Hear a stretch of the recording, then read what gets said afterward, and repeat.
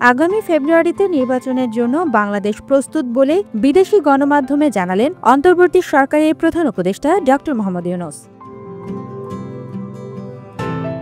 Malaysia সফরে দেশটির রাষ্ট্রীয় বার্তা সংস্থা বার্নামাকে দেওয়া এক সাক্ষাৎকারে প্রধান উপদেষ্টা ড. মোহাম্মদ ইউনূস সরাসরি বলেছেন তিনি ভোটে প্রার্থী হচ্ছেন না, ফোকাস এখন সংস্কার আর ফেব্রুয়ারির নির্বাচন আয়োজন। একই সাক্ষাৎকারে তিনি জানান এ মাসের শেষেই চূড়ান্ত রিপোর্ট দিতে পারে এবং সরকার ফেব্রুয়ারি নির্বাচনের জন্য তৈরি।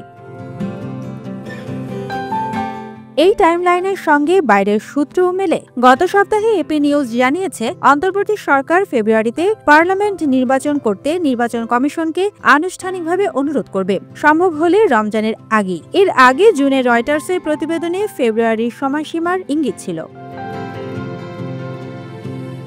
শুধু ভোট নয়, দুটো অর্থনৈতিক ট্র্যাকও সামনে আনা হয়েছে। প্রথমত, মালয়েশিয়ার সঙ্গে বাংলাদেশি কর্মীদের জন্য ক্লিনার ট্রান্সপারেন্সি রিক্রুটমেন্ট সিস্টেমে নীতিগত ঐকমত, যেটা অতীতের অনিয়ম কমাতে টপ লাইন সিগন্যাল। দ্বিতীয়ত, দ্রুত বর্ধনশীল গ্লোবাল হালাল মার্কেটে বিনিয়োগ টানতে যৌথ উদ্যোগের প্রস্তাব। Malaysian capital, Bangladeshi production base. নির্বাচনের আগে শ্রমবাজার ও ইন্ডাস্ট্রিয়াল পলিসিতে এই দুই ফ্রন্ট রাজনৈতিক বার্তাও দেয় স্থিতি ফেরানোর এবং আস্থা ফেরানোর।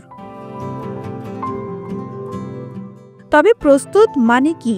বার্নামাকে ইউনিসের কথাতেই ফ্রেমটা স্পষ্ট, সংস্কার কমিশনগুলোর কাজ শেষ করা, নির্বাচনের রুল সেট ও প্রক্রিয়ায় ঐকমত দাঁড় করানো, আর স্বচ্ছতা, অংশগ্রহণ নিশ্চিত করা। তিনি আরও বলেছেন দেশ সঠিক পথে ফিরছে, কিন্তু মাঠে শেষ কথা বলবে নির্বাচন কমিশনের আনুষ্ঠানিক ক্যালেন্ডার, দলগুলোর অংশগ্রহণ আর নিরাপত্তা লজিস্টিক্সের এক্সিকিউশন।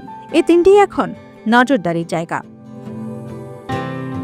সুবর্ণা মেহজাবিন, দেশকাল নিউজ।